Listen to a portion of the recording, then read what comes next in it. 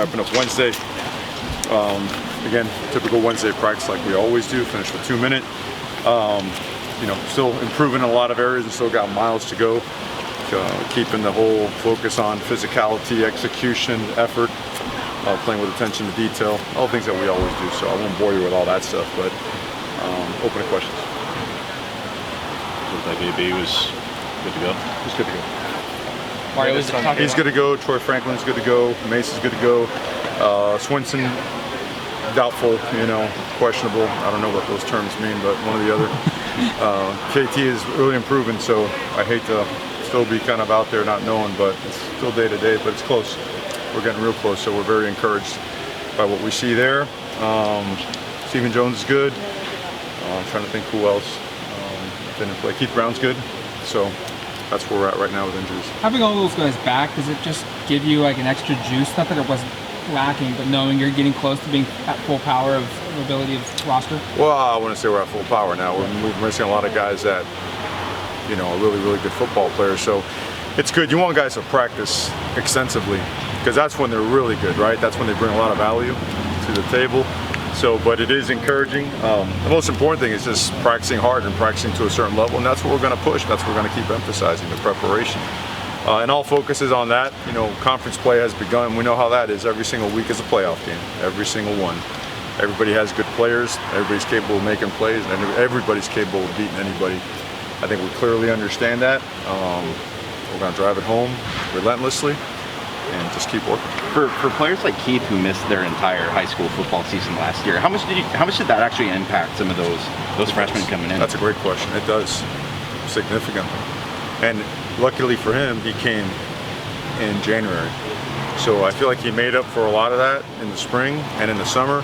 When you really saw it turn the corner was towards the end of fall camp. And when now he starts, a linebacker's got to be able to trigger, right? Diagnose in split seconds and go, right? Put his foot on the gas and go make a play. And towards the end of the fall, you saw that. You know, everything became clear.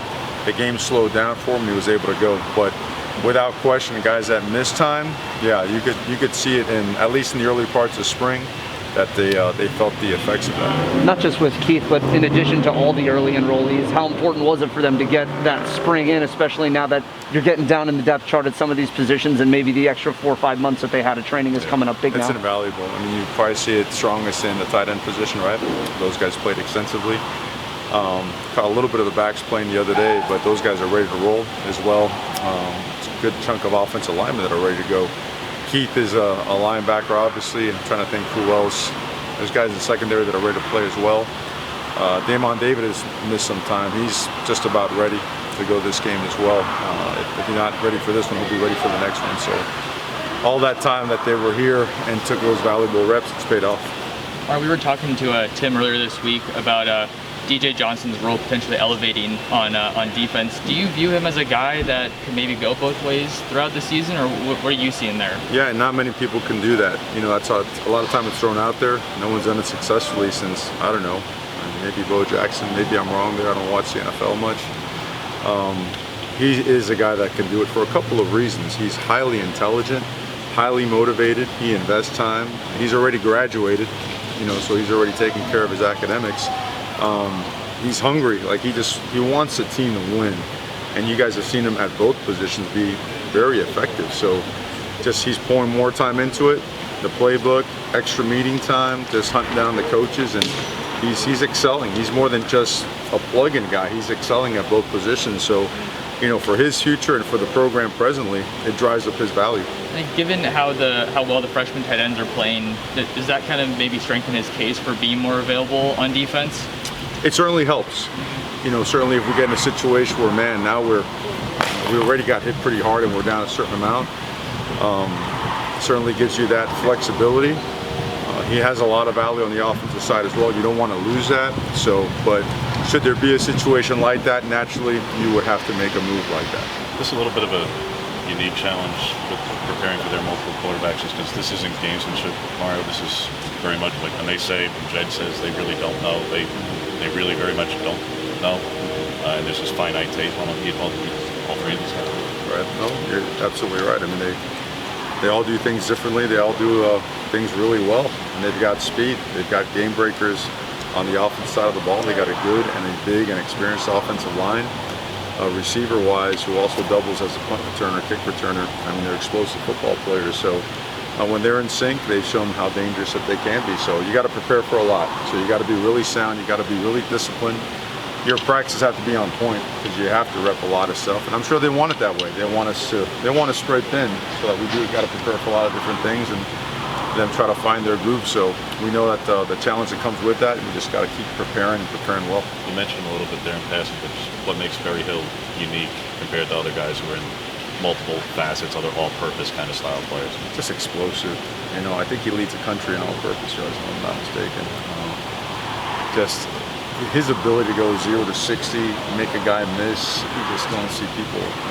You don't see the first guy make a tackle much on him. He's a very good blocker. He could run by you. You know, very polished in what he does with his hands and his feet and setting himself down the field. So, just all in all, it's an excellent football player. Maybe DJ James got beat a couple times deep, but overall, how would you assess the play at corner last weekend? Was solid. He had some plays he'd like to have back, and which is good. You know, we got to really get on our guys about the importance of eye discipline and playing with great technique. It goes back to this. We see it every single week. Every team has good players in some way, shape, or form. And if you're not at your best, you're going to get your butt beat.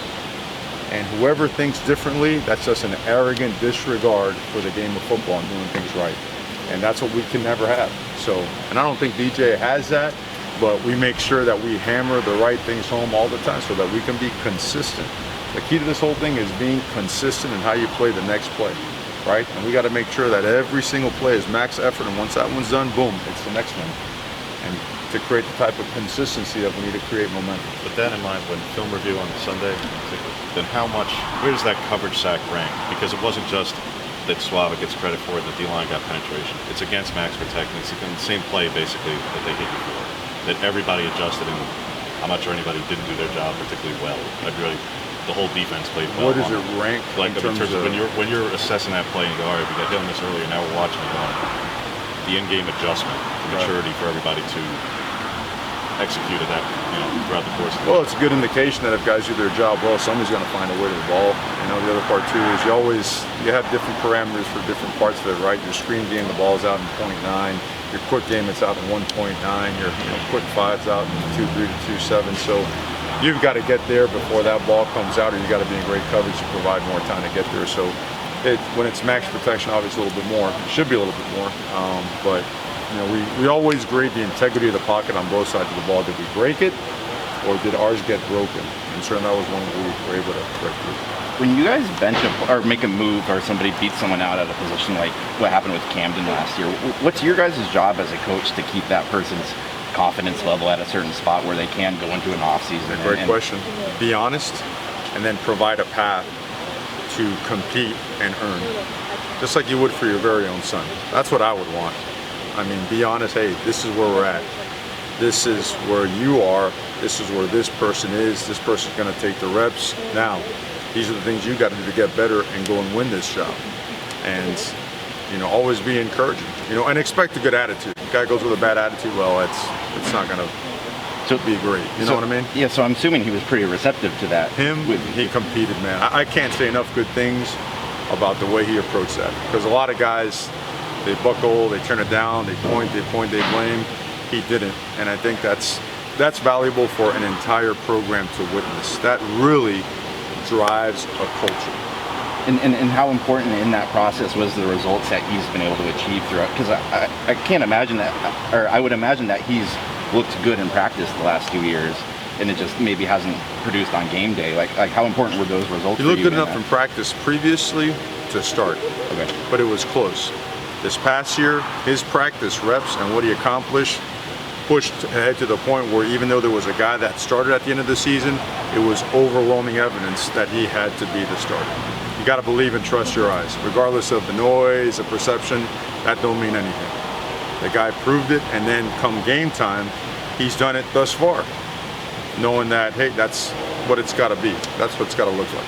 Are there certain tangible things for Camden in particular, Mario, but like touchback percentage? Well, it improves statistically, but somebody could just go, well, he kicked the ball harder. Well, yes, but in terms of his leg strength, are there certain tangible things that, over the course of the last 2 years, that he has improved by way of leg strength that you Oh are yeah, I able to mean, share? development takes place. I mean, but talking about the actual technique, everything has to do with his hips approach and his plant foot. He works at it. I know that he does have some people that he does confide in, back home and as during the offseason that have helped him, and he's worked at every bit of it. But it was technical. It wasn't ability. So he's got a powerful leg, and his touchback ratio is pretty high this year. It's made a tremendous difference for us. Staying on the specialist, Tom Snee is a guy who's off to a really hot start. How integral has he been, just his improvement to you guys being a well-rounded football team in every facet? A lot of different ways, man. That guy's special. We took Tom Snee on a Skype because we couldn't get out there to Australia to go see him. 22-hour flight, I guess either way, right? You go, and something happened where we got jammed up, ran out of days or opportunities, and somehow someone was able to film it and get us to film, and it was really impressive. But then he got here and had to adjust, right? You got to get that ball off in 2 steps, and he just works, and he just consistently got better and better and better, and he's more than a good player. He's a weapon now. How does a guy like that get on your radar? Oh, we recruit. We have ways. We work. You talked about that 2-step approach with him before. How different is it now compared to where he was at when you first got him? Very tremendously different. Yeah, he was longer in his footwork. He was slower in his operation time. Inefficient with his drops, and all that stuff has changed. I'm not a kicking guru, so I'm not going to be exact. I think you might want to save some of those questions for him, but those are the things. Those are the common, place things that we feel he's improved upon, and more than anything, just internally his makeup and his DNA is off the charts. The guy's a tremendous football player. Let's speak to him, and this is really the last year and a half for him, Mark, because everybody's had their story, but I don't think he's gone home, like at all. So that's just different compared to literally anybody else. How he's handled that? Done really well. And it's like everybody, we all have family things that need to be attended to. He's been really strong, very resilient. So he's to be commended for his mental toughness, for his resiliency, and just finding a way to continue forging forward and improve. All right, thanks, Coach.